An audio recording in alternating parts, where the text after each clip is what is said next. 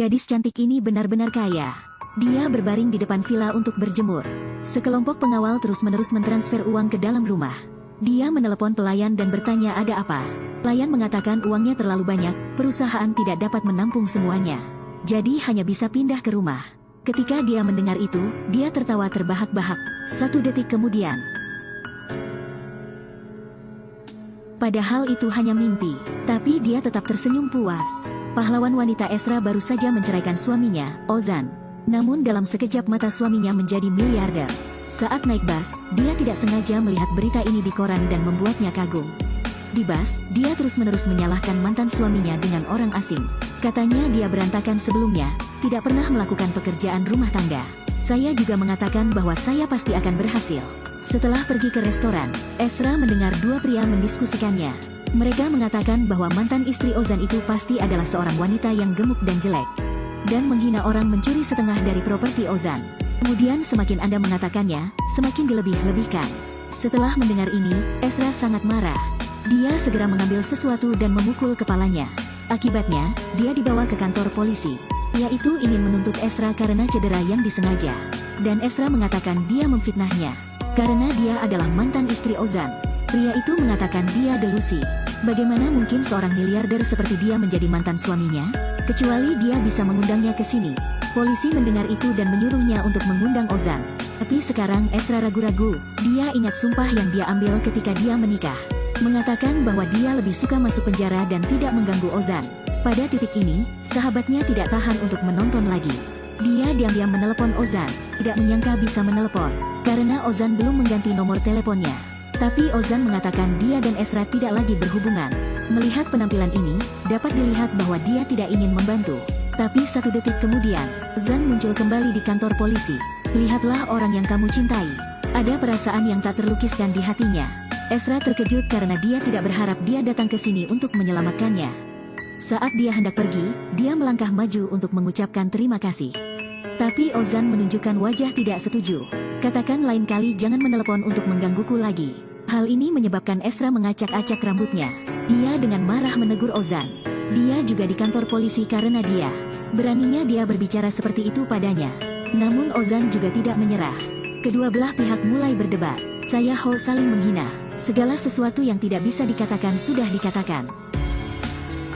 Wanita ini benar-benar menyedihkan. Di pagi hari, kami harus pergi untuk membagikan selebaran. Di sore hari, kami harus diangkut dalam hujan. Di malam hari, saya bekerja paruh waktu di sebuah restoran. Semua karena dia ingin mendukung impian suaminya. Tapi kehidupan miskin terakhir itu juga membuatnya tidak bisa melolong lagi. Dia bertengkar dengan suaminya dan menguncinya di luar. Dia bilang dia ingin menceraikan suaminya. Tidak peduli berapa banyak dia memohon. Dia juga tidak peduli. Tapi tepat setelah mereka bercerai, suaminya telah berubah menjadi miliarder. Suatu malam, Esra berbaring di tempat tidur tetapi masih tidak bisa tidur. Dia mengatakan pada dirinya sendiri bahwa dia telah melupakan mantan suaminya. Dan di sisi lain, Ozan juga kehilangan tidur dengan cara yang sama. Jadi dia menuangkan segelas air untuk menenangkan pikirannya saat ini. Keesokan harinya, Ozan tiba di tempat Esra bekerja. Anda memiliki jendela mobil. Melihatnya bekerja sebagai pelayan di restoran itu. Aku tidak tahu apa yang dia pikirkan. Kemudian telepon Esra berdering. Baru saja melihat peneleponnya adalah Ozan. Dia sangat gugup sehingga dia tidak tahu harus berbuat apa. Dalam hati saya panik, akhirnya memberanikan diri untuk menjawab telepon. Dengan nada seperti tidak pernah terjadi apa-apa. Ozan hand dia pergi ke perusahaan jam 3 sore. Esra mengatakan dia sangat tenang. Tidak ada waktu luang untuk pergi ke sana. Tapi dia bukan orang biasa. Setelah mengatakan alamatnya, Ozan menutup telepon. Sahabatku juga sangat senang setelah mendengarkannya. Esra pergi ke mall, membawa ke dalam bermain sifat wanita yang suka berbelanja. Tapi dia menyalahgunakan dompetnya tanpa sadar. Kemudian, puas, mengambil tas belanja dan pergi. Tentu saja, itu sangat diperlukan untuk manikur dan tata rambut. Juga duduk dan mengobrol dengan orang-orang di bar. Pulanglah dan ganti pakaian yang indah. Keindahan ini benar-benar bersinar di mata. Esra pergi ke perusahaan Ozan. Ia membawa suasana hati yang bahagia dan dengan gugup berjalan ke kantornya. Keduanya saling menyapa dengan sopan. Dia sekali lagi mengucapkan terima kasih atas kejadian di kantor polisi kemarin. Tapi Ozan mengambil kontrak. Di situ tertulis bahwa nanti dia sama sekali tidak mengacu pada hubungan antara dua orang. Kemudian keluarkan cek dan katakan apakah Anda akan menandatanganinya. Maka cek ini akan menjadi milik Anda. Setelah mendengarkan ini, Ezra merasa sangat patah hati. Dia membawa semangat di sini. Tapi kenapa dia melakukannya dengan santai? Dia bertanya mengapa dia memperlakukannya seperti itu. Ozan mengatakan, bukankah ini yang kamu inginkan? Tahu saya menjadi kaya, itu sebabnya saya menelepon kemarin. Dari cek ini dianggap kompensasi untuk pernikahan beberapa tahun terakhir. Ezra dengan putus asa mengambil pena. Tanda patah hati. Jika dia telah berubah, maka dia tidak perlu khawatir tentang apapun. Kemudian dia merobek cek itu. Kemudian berbalik dan berlari keluar.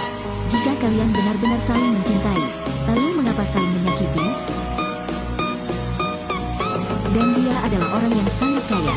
Ezra baru saja secara tidak sengaja dihina oleh mantan suaminya. Ketika dia meninggalkan tempat itu, dia terkena teh susu. Pada saat ini, seorang pria datang. Tanyakan pada Ezra apakah dia membutuhkan bantuan. Ezra akhirnya tidak tahan lagi. Dia menangis, terus-menerus mengutuk Ozan karena menjadi bajingan. Tidak ada yang menyalahkan Tuhan, tapi pria ini memang sangat menarik. Hanya beberapa kata darinya yang membuat Ezra tertawa. Ezra menghapus air matanya, kemudian berterima kasih padanya dan kemudian pergi. Pada saat ini, Ozan turun. Ternyata pria ini adalah teman Ozan. Apakah ini cinta segitiga? Mari kita tonton bersama. Di malam hari, sahabat Ezra datang untuk menghiburnya. Ezra mengatakan Ozan telah menjadi orang yang sama sekali berbeda. Tapi dia bilang dia hanya menghubunginya karena uang. Sahabatnya bertanya mengapa dia tidak beritahu saya apa yang terjadi ketika kami putus. Ezra mengatakan itu tidak perlu lagi. Ozan benar-benar berubah. SVE sahabat yang memilukan itu memeluk Ezra dengan erat. Besok, Ezra sedang bersiap untuk pergi bekerja ketika dia menerima kabar bahwa dia dipecat dari bosnya. Tidak menyangka orang jahat saling mengikuti seperti itu. Kakaknya menghiburnya sedikit dan dengan bersemangat bergegas keluar. Dia pergi ke perusahaan Ozan. Begitu dia masuk, dia muncul sebagai bawahan. Kemudian mengatakan banyak omong kosong.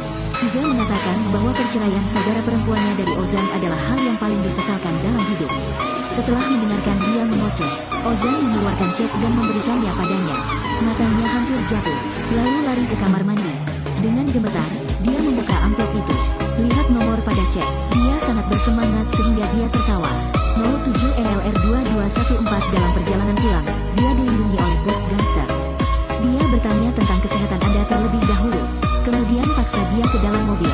Bawa dia ke tempat di mana tidak ada pantat dan katakan padanya untuk menggali lubang. Ketika mereka mencoba menguburnya hidup-hidup, dia hanya perlu mengeluarkan uangnya. Setelah itu, seluruh tubuh ditutupi dengan tanah dan pasir dan pulang. Ezra bertanya mengapa dia datang untuk mencari Ozan. Dia juga dengan jujur bersaksi bahwa dia mengambil sejumlah uang dari Ozan. Setelah itu, dia melunasi semua busurnya. Ezra terdiam setelah mendengar itu. Ibunya mengambil sapu untuk mengusirnya. Mengetahui bahwa saudaranya mengambil uang dari Ozani, Ezra segera meneleponnya dan mengatakan ingin bertemu. Dia pergi ke perusahaan Ozan. Tanyakan padanya mengapa dia memberikan uang kepada kakaknya. Ozan mengatakan dia berpura-pura mengatakan dia tidak membutuhkan uang. Tetapi ketika dia kembali, dia meminta saudaranya untuk datang ke sini untuk meminta uang. Apa ini pada akhirnya? Ezra mengatakan dia benar-benar tidak profesional. Juga mengatakan bahwa dia akan mengembalikan uang itu kepadanya. Ketika dia hendak pergi, dia tiba-tiba menoleh. Dia bertanya kepada Ozan mengapa dia tidak melakukannya pada hari perceraian mereka. Apa yang harus dikatakan kepada profesional Anda mendirikan perusahaan? Ozan mengatakan karena hari itu dia mendapat uang investasi. Ezra bertanya mengapa dia mendapatkan investasi tetapi tidak memberitahunya. Ozan marah dan berkata, hari itu dia sendiri mengatakan bahwa dia tidak lagi mencintainya dan menyuruhnya pergi dari hidupnya. Mengapa Anda harus memberitahunya bahwa dia tahu itu? Setelah mengatakan itu, dia pergi. Tinggalkan Ezra sendirian di sini. Anda sama sekali tidak tahu apa yang telah saya alami. Aku akan membuatmu membayar. Tunggu saja di sana. Sampai malam, Ezra menemukan sahabatnya.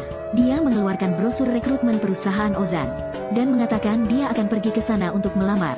Seorang teman dekat bertanya mengapa. Ezra mengatakan dia akan membuat Ozan jatuh cinta lagi padanya, lalu balas dendam padanya.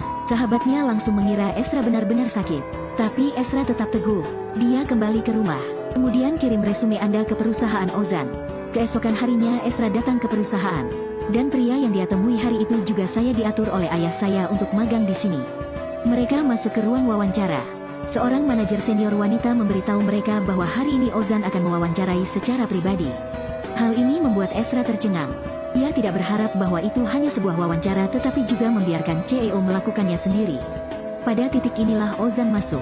Dia dengan cepat berbalik. Dia meraih tasnya dan hendak pergi ketika Ozan memanggilnya kembali. Dia bertanya mengapa dia belum mewawancarai tetapi sudah pergi. Ezra perlahan berbalik. Ketika dia melihat Ezra, dia kagum.